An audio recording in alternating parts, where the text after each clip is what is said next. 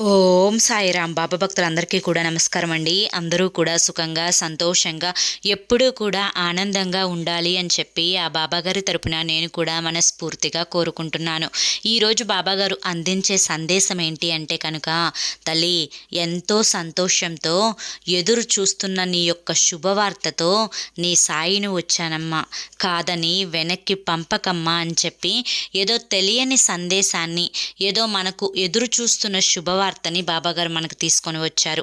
ఎందుకంటే బాబాగారు ఏది చేసినా కూడా అది మన మంచి కోసం, మన భవిష్యత్తు కోసం అని చెప్పి మన అందరికీ కూడా తెలిసిన విషయమే. ఈ యొక్క విషయాన్ని మీరు కూడా నమ్మినట్లయితే, బాబాగారి మీద మీకు నమ్మకం ఉన్నట్లయితే ఈ వీడియోకి ఒక చిన్న లైక్ ఇచ్చి వీడియోని వినడం అయితే స్టార్ట్ చేయండి. కింద కామెంట్ సెక్షన్లో ఓం సాయిరామ్ అని చెప్పి టైప్ చేయండి. దానికంటే ముందు చాలామంది కూడా గురువుగారి గురించి అడుగుతున్నారండి. అక్క, ఎన్నో రకాల సమస్యలతో మేము ఇబ్బంది పడుతున్నామని చెప్పి అడుగుతున్నారు. ఈ గురువుగారి దయ వల్ల మా జీవితాలలో కూడా ఎన్నో చిన్న చిన్న సమస్యల నుంచి బయటపడి ఈ రోజున మేము చాలా సంతోషంగా ఉన్నాము. శ్రీ షిరిడి సాయిబాబా ఆశీస్సులతో జ్యోతిష్యం చెప్పబడును. గురూజీ శివరామరాజు గారు. Phone number 9959422552. మీరు ఇప్పటి వరకు ఎన్నో చోట్ల జ్యోతిష్యం చెప్పించుకొని మీరు ఆశించిన మార్పులు మీ జీవితాలలో జరగలేదని చెప్పి బాధపడి ఉంటారు. ఈ గురువుగారి దగ్గర అలా జరగదండి. మీ సమస్యలు ఏవైతే ఉన్నాయో, ప్రేమ, పెళ్ళి, ఉద్యోగం, రాజకీయం, సంతానం లేక ఇబ్బంది పడతాం, భార్యాభర్తల మధ్య గొడవలు, అప్పుల సమస్యలు, శత్రువుల సమస్యలు, ఇలా మీకు ఎటువంటి సమస్యలు ఉన్నా కానీ ప్రతి సమస్యకు మీకు 9 రోజుల్లోనే పరిష్కారం చూపిస్తారు ఈ గురువుగారు. ఈ గురువుగారు చెప్పింది చెప్పినట్లు 100కు 1000% జరుగుతుంది. నేను పదే పదే ఈ గురువుగారి గురించే ఎందుకు చెప్తున్నాను అంటే, మా జీవితాలలో కూడా ఎన్నో సమస్యల నుంచి మేము బయటపడి ఈ గురువుగారి దయ వల్లే ఆనందంగా ఉన్నాము. మీరు కూడా సంతోషంగా ఉండాలి అని చెప్పి చెప్తున్నాను. ఇక బాబాగారి యొక్క సందేశం ఏంటో తెలుసుకుందామా? తల్లి, ఎంతో సంతోషంతో ఈరోజు నేను నీ దగ్గరికి వచ్చాను. బిడ్డ, ఈ సంతోషంతో ఉన్న నన్ను వద్దు అని చెప్పి వెనక్కి నెట్టకమ్మా. ఎందుకంటే నా సంతోషంతో పాటు నువ్వు సంతోషపడే శుభవార్తని కూడా నేను నీ కోసమే తీసుకొని వచ్చాను. ఎప్పటి నుంచో ఎదురు చూస్తూ ఉన్నావు కదా తల్లి, నీ యొక్క శుభవార్త నా చెవిన పడడం లేదేంటి బాబా అని చెప్పి అడుగుతూ ఉన్నావు కదా తల్లి. అయితే నీ చెవిన పడే నువ్వు ఎదురు చూస్తున్న శుభవార్త, ఆ యొక్క సమయం అనేది ఈ రోజున వచ్చింది కనుక నీ శుభవార్త నీకు అప్పచెప్పే వెళ్తాను. అయితే అదంతా పూర్తిగా నీకు అర్థం అవ్వాలి అంటే ఈ చిన్న కథ వింటేనే జాగ్రత్తగా అర్థమవుతుంది. ముఖ్యంగా ప్రతి ఒక్కరూ కూడా ఈ కార్తీక మాసంలో ఈ చిన్న కథ వినడం వల్ల ఎన్నో జన్మల పుణ్యఫలం, కోటి దీపాలు వెలిగించిన పుణ్యం అనేది ఈ కథ వినడం వల్ల దక్కుతుంది. జాగ్రత్తగా వినండి. ఎందుకంటే ఇది మీ జీవితానికి చాలా చాలా చక్కగా ఉపయోగపడుతుంది. ఒక ఊరిలో ఒక భార్య భర్త ఉన్నారు. వాళ్ళిద్దరూ కూడా బ్రాహ్మణ కుటుంబానికి చెందినవారు.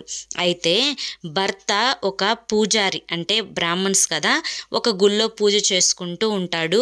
తనకేదో వచ్చింది, తనకేదో వాళ్ళు వీళ్ళు దానంగా ఇచ్చింది తీసుకొని వచ్చి ఇంటి దగ్గర భార్యను చాలా ప్రేమగా చూసుకుంటూ ఉంటాడు. కానీ భార్య ఇక్కడ అస్సలు మంచి వ్యక్తిత్వం కలిగిన ఆమెడు కాదు.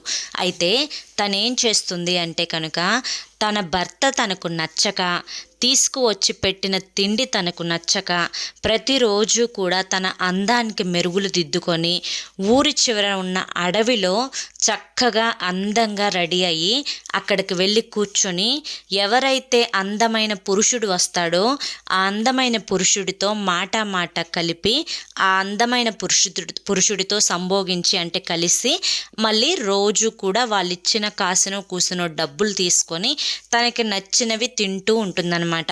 ఇదంతా కూడా ఊర్లో జనాలందరికీ కూడా తెలుసు. ఇక తన భర్తకి కూడా తెలుస్తుందన్నమాట.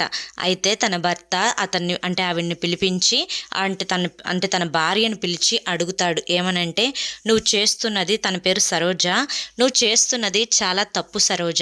ఎందుకంటే ఏ వివాహమైన స్త్రీ కూడా మరొక పరాయి పురుషుడితో సంభోగించడం మన యొక్క బ్రాహ్మణ కుటుంబానికి చాలా పెద్ద మచ్చ. నువ్వు నాకు అన్యాయం చేస్తున్నావు, ఎందుకంటే నేను నీకు ఏ లోటు లేకుండా చూసుకుంటున్నాను. బుద్ధిగా ఇంట్లో పనులు చూసుకుంటూ ఇంటి పట్టున ఉండాల్సిన లక్షణం నీది. కానీ నువ్వు ఆచారాలు వ్యవహారాలు అన్నింటినీ కూడా తప్పి ఇవాల్టి రోజున చాలా బరితెగించి చాలా చండాలంగా ప్రవర్తిస్తున్నావు. ఇది నీకు ఏమాత్రం మంచిది కాదు అని చెప్పి చెప్తాడనమాట. అయితే అసలు ఏ రోజు కూడా తన భర్త మాట సరోజ వినేది కాదు. ఏ రోజు కూడా భర్త పనులు చూసుకునేది కాదు. భర్త అలసిపోయి ఇంటికి వస్తే తన పాదాలు నొక్కేది కాదు. తనని దగ్గరికి కూడా రానిచ్చేది కాదు. తనకి కనీసం భోజనం కూడా పెట్టేది కాదు.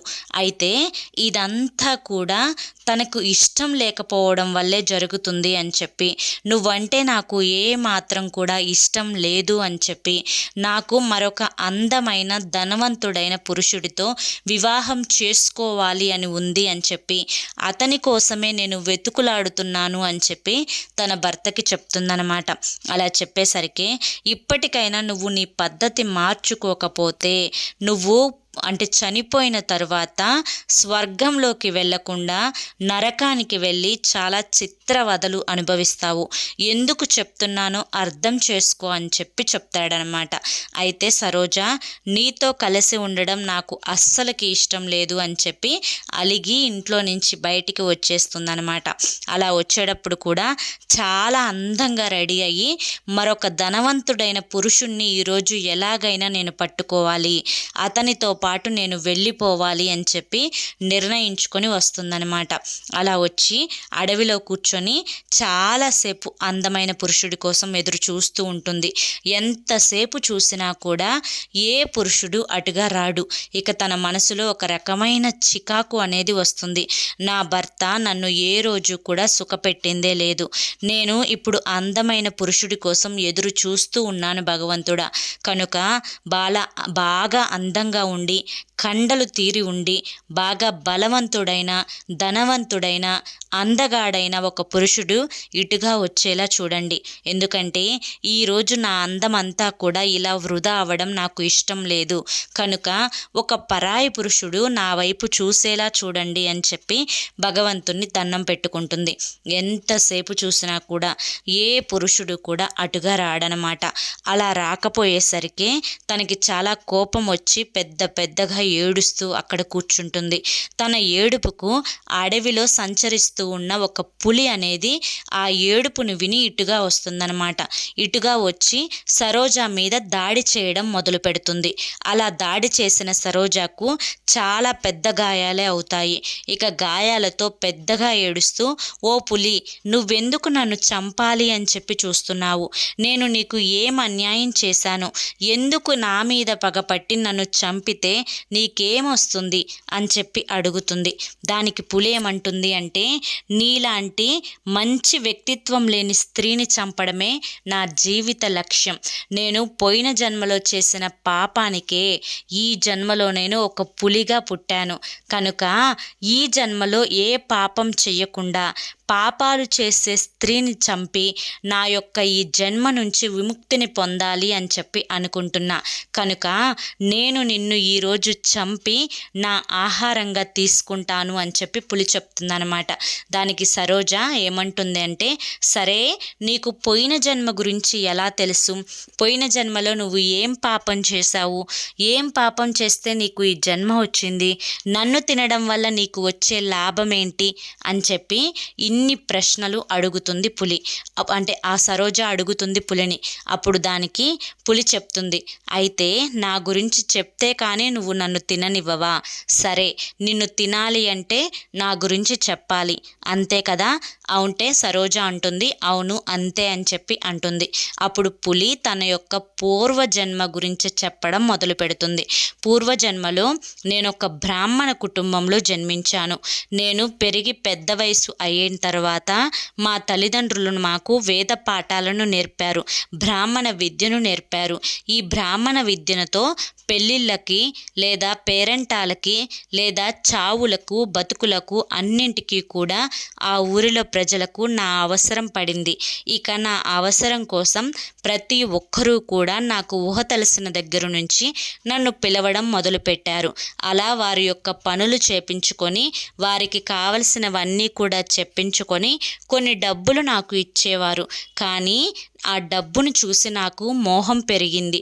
డబ్బును ఇంకా సంపాదించాలి అనే ఆశ కలిగింది. ఆ ఆశతో ఆ ప్రజలకు దొంగ మాటలు చెప్పి దొంగ మంత్రాలను చదివి నేను ఆ ఊరిలో పనికి వచ్చే వాటికంటే కూడా పనికిరాని పనులు ఎక్కువ చేసి డబ్బుని బాగా సంపాదించడం నేర్చుకున్నాను. అంతేకాకుండా జాతక దోషాలు అని చెప్పి, పెళ్ళిళ్ళ ముందు పూజలు చేయించుకోవాలి అని చెప్పి, పెళ్ళి అయిన తర్వాత పూజ చేయించుకోవాలి అని చెప్పి, బిడ్డల పుట్టుకకు, బిడ్డల చావులకు, పెళ్ళిళ్ళకు, దినాలకు, అలా పాప పరిహార దోషాలు అని చెప్పి, జాతక గ్రహ దోషాలు అని చెప్పి, శని పూజలు అని చెప్పి, ఇలా రకరకాలుగా నేను ఎన్నో రకాల పూజలు చేసి ఎంతో ధనాన్ని సంపాదించాను. ఇలా సంపాదిస్తూ ఉంటూనే నా వయసు కూడా పైబడిపోయింది. నాకు వృద్ధాప్యం వచ్చింది. వృద్ధాప్యం వచ్చిన తర్వాత ఎంతోమందికి ఇంకా మోసపూరితమైన మాటలు చెప్తే అనుభవం కలిగిన బ్రాహ్మణుడు చెప్తున్నాడు కదా అని చెప్పి నా మాటలు నమ్మి జనం నా దగ్గరకు విచ్చలవిడిగా రావడం మొదలుపెట్టారు. అదే నేను సొమ్ముగా చేసుకొని ఎంతోమంది అమాయక ప్రజలను రోడ్డున పడేలా చూశాను. ఇక ఒకరోజు నేను చెట్టు కింద కూర్చున్నప్పుడు ఒక రోగముతో కూడిన కుక్క నా దగ్గరికి వచ్చింది. ఆ కుక్క వచ్చి నా మీద దాడి చేసి నన్ను కరిచింది. అలా కరిచిన తరువాత ఇద్దరు యమదూతలు వచ్చి నన్ను యమలోకానికి తీసుకొని వెళ్ళారు. అలా యమలోకానికి తీసుకువెళ్ళిన తర్వాత అక్కడ యముడు నన్ను ఏ విధంగా శిక్షించాలో ఆ యొక్క భటులకు చెప్పారు. ఎలా అంటే బాగా కాగుతున్న నూనెలో నన్ను వేయించాలి అని చెప్పి, కొరడా దెబ్బలు కొట్టాలి అని చెప్పి, ఒళ్ళంతా కూడా కాలిన సూదులను గుచ్చాలి అని చెప్పి ఎన్నో రకాల శిక్షల గురించి నాకు చెప్పారు.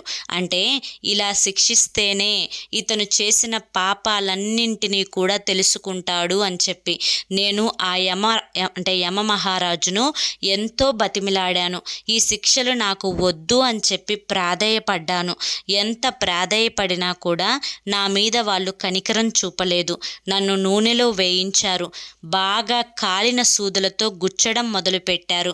ఇలా చేస్తున్నప్పుడు నా శరీరం అంతా కూడా నొప్పులతోటి, బాధలతోటి ఎంతో రోదన చెందింది. అయినా నా మీద ఆ యమలోకంలో ఎవ్వరూ జాలి చూపలేదు. ఇలా 2 సంవత్సరాలు నేను ఈ విధమైన నరకయాతన అనుభవించిన తర్వాత నాకు ఈ పులి జన్మ లభించింది. ఇక నేను తెలుసుకున్న విషయం ఏంటి అంటే, ఈ జన్మలోనైనా కానీ ఏ పాపాలు చేయకుండా ఇలా నీలాగా పాపాలు చేసే ఆడవారిని చంపి తినాలి అని చెప్పి, ఇలా చేస్తే నాకు వచ్చే జన్మలోనైనా కానీ స్వర్గానికి వెళ్ళే రాత భగవంతుడు రాస్తాడు అని చెప్పి తెలిసింది. కనుకనే నీలాంటి చాలా చండాలమైన స్త్రీలను తినడమే ఈ జన్మలో నా కర్తవ్యం అని చెప్పి ఆ సరోజానైతే ఆ పెద్ద పులి తినేస్తుంది. అలా తిన్న తర్వాత ఇద్దరు యమదూతలు వచ్చి సరోజ ప్రాణాన్ని తీసుకొని వెళ్ళిపోతారు. అలా తీసుకొని వెళ్ళిపోయిన తర్వాత అక్కడ ఆ యముడు ఇంకా ఆ యమభటులు చాలా దారుణంగా సరోజాని హింసిస్తారనమాట. ఇక తను చేసిన తప్పులు ఎంతో పెద్దగా నేను తప్పు చేశాను అని చెప్పి ఒప్పుకున్నా కూడా, ఎంత ప్రాధేయపడినా కూడా తనకు ఆ శిక్షల నుంచే విముక్తి లభించలేదు. తరువాత ఈ విధంగా 3 సంవత్సరాలు తన శిక్షను అనుభవించిన తరువాత మళ్ళీ మరొక స్త్రీగా తను జన్మనిస్తుంది.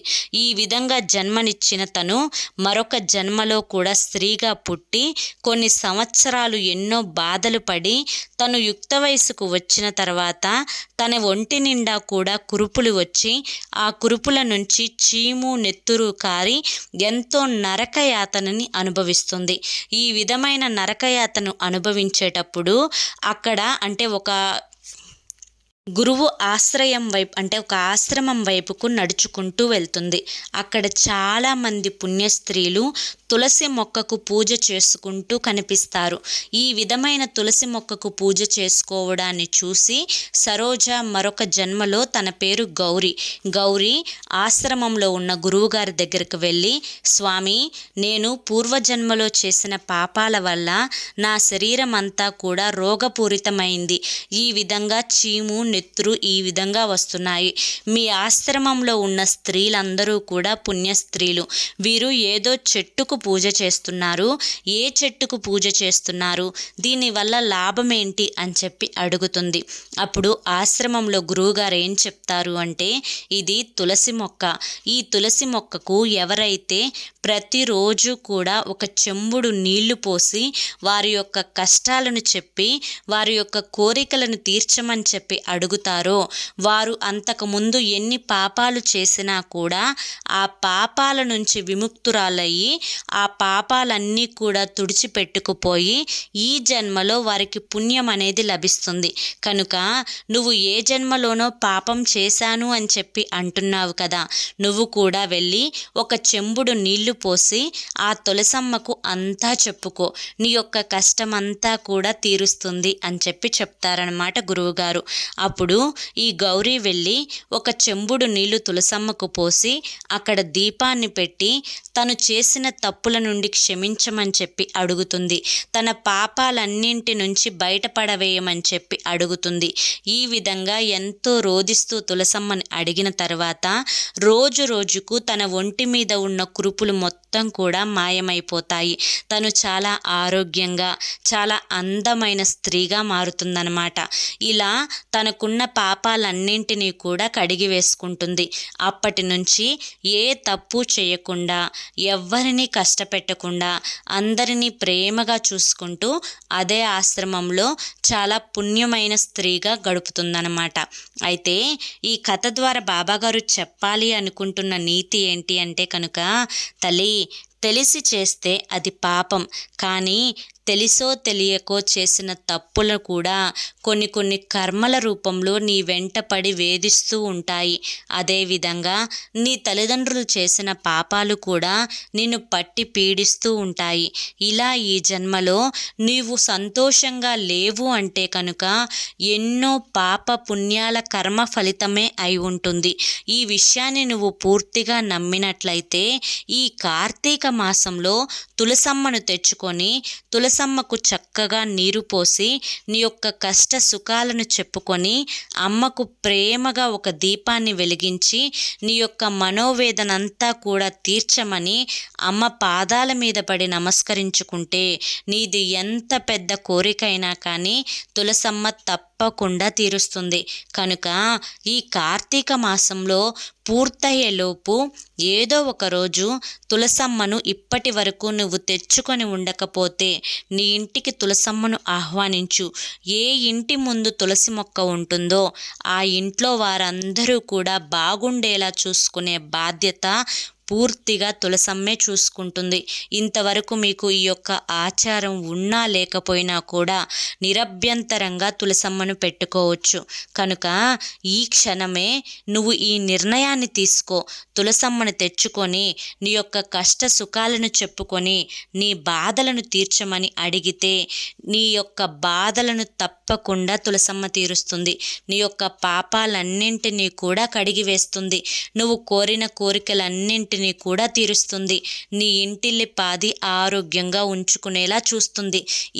ఇదంతా కూడా తులసమ్మ మాత్రమే చేయగలదు. కనుకనే ఈరోజు ఈ సందేశాన్ని నీకు పంపిస్తున్నందుకు కేవలం తులసమ్మ మాత్రమే కారణం. అంటే నీకు ఆశ్చర్యంగా ఉంది కదా? అయితే అవును, నువ్వు పడుతున్న కష్టాలన్నింటి నుంచి ఈరోజు బయట పడవేసే మార్గాన్ని నేను నీకు చూపించాను. కనుక నువ్వు ఏ మాత్రం కూడా ఆలోచించకుండా వెంటనే నువ్వు తులసమ్మను తెచ్చుకో. నువ్వు ఎదురు చూస్తున్న శుభవార్త ఒక్కొక్కటి కూడా నీ చెవిన పడేలా నేను చూస్తాను. నీ బాధలన్నింటినీ కూడా తీర్చి నీకు సంతోషకరమైన ద్వారాలు తెరుచుకునేలా చూస్తాను. నీ ఆరోగ్యాన్ని కాపాడతాను. నువ్వు కోరుకున్న ప్రతి కోరిక కూడా తీరుస్తాను. నువ్వు ఎదురు చూస్తున్న ప్రతి శుభవార్త నీ చెవిన పడేలా చూస్తానమ్మా అని చెప్పి ఈరోజు బాబాగారు మనకి చాలా చక్కటి సందేశాన్ని అందించారండి. ఈ సందేశంలో ఉండే ఆంతర్యమేందో నాకు అర్థమైంది, మీ అందరికీ కూడా అర్థమైంది అని చెప్పి అనుకుంటున్నాను. మరి ఈ సందేశం మీ అందరికీ నచ్చింది అని చెప్పి అనిపిస్తే ఈ వీడియోకి ఒక చిన్న లైక్ ఇవ్వండి. మొదటిసారి సాయి పిలుపు ఛానల్లోకి వచ్చినట్లయితే కింద బ్లాక్ కలర్లో సబ్స్క్రైబ్ అనే బటన్ ఉంటుంది. దాన్ని ప్రెస్ చేసి పక్కనే ఆల్ సింబల్ ఉన్న బెల్ని యాక్టివ్ చేసుకుంటే ప్రతిరోజు బాబాగారి సందేశాలు అనేవి మీకు నోటిఫికేషన్ రూపంలో వస్తాయి. కింద కామెంట్ సెక్షన్లో ఓం సాయిరామ్ అని చెప్పి టైప్ చేయడం మాత్రం మర్చిపోవద్దు. ఛానల్ని సబ్స్క్రైబ్ చేసుకోవడం కూడా మర్చిపోవద్దు. రేపు మరొక మంచి సందేశంతో తప్పకుండా కలుసుకుందాం. అంతవరకు కూడా బాబా ఆశీస్సులు మీపై ఉండాలి అని చెప్పి మనస్ఫూర్తిగా కోరుకుంటూ సర్వే జన సుఖినో భవంతు. ఓం సాయిరామ్.